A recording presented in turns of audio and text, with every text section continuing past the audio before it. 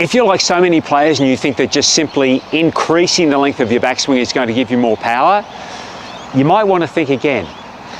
Today I'm going to have a look at what you can do to maybe shorten your backswing to give you a little bit more control and perhaps even get a little bit more power out of it. So we're going to have a look at what the body does and what the hands and the arms do that are going to lead to those things occurring, more power, more control. Hi, I'm Peter Knight and I've created this channel, Peter Knight Golf, to help you play the best golf you can. And today, let's have a look at length of backswing, how increasing the backswing will actually cause you to lose control. Now, a couple of things we're going to look at. First of all is what happens to the body when you try and swing back too far, so too big a body turn. When I set myself up, body's tilted forward and there's maybe a very slight lean away from the target. When I rotate my body three-dimensionally, I get back to the top of the swing and my body still looks like it's tilted forward the same as what it was at the start. Now, interestingly, when I go back, my body is actually, might start with my body leaning a little bit this way. As I go back, my body has to start tilting sideways, the other way.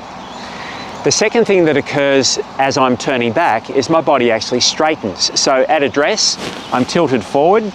At the end of my backswing, I will have straightened right up. Now I know that looks odd, but if I have my body standing up, now I'm going to tilt my body to my left and then turn. Looks like the top of the backswing position, doesn't it? So as I go back, I'm getting these changes to my body, but like I said, three-dimensionally, it looks like you're still leaning forward and retaining posture as you turn back. Now, once I exceed that, as I continue to turn back, my body is actually going to start to bend the other way. So now I'm really going beyond what's a controllable motion. So first thing, I don't want my backswing to turn back too far. If I have as a guide, when I turn back to the top of the swing, I'm retaining my posture here. My upper body's turned 80 to 90 degrees and my lower body's turned around about half that. Now what that does is that sets up almost like an elastic stretch through my body, which is going to help when I move in the downswing as a recoil to help me produce power and control through my body motion. Yes, my arms and the club are supporting it, but the body is critical in that. Or plays a critical role in that. Now, the second thing we want to look at is what actually happens with hands and arms when I go back too far. So if I swing the club back to the top of the swing, my reference points are, when I get back to the top of the swing, my left arm is roughly about 45 degrees to the ground. Now, depending on a player's age and the player's build, they might swing back a little bit longer or even a little bit shorter than that. But if I start to exceed that, then all of a sudden I'm starting to lose control of my arms. Now if I look at the right arm and what happens to it when I go back too far, when I swing back to here, you can see my right arm.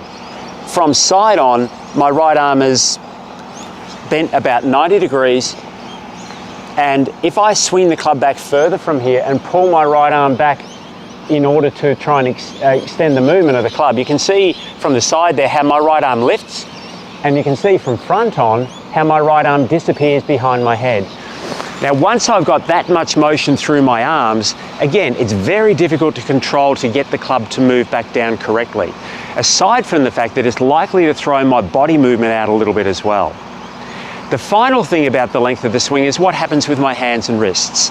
So when I get back to the top of the swing, my left wrist here is going to be somewhere between being in line with the back of my forearm. So it's neither extended nor flexed, it's quite flat.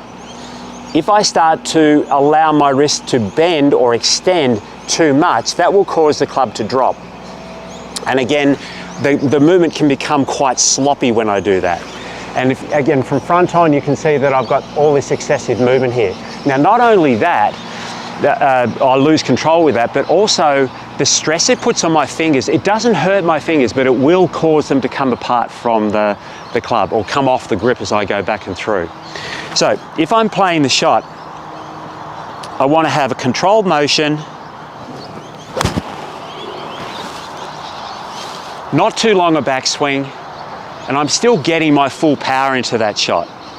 So summarizing again, when you set up correctly, turn back, retain posture, but don't exceed that. Swing your arms back, but don't lose sight of your right arm at the top of the backswing, and don't allow the wrist to double bend to go back.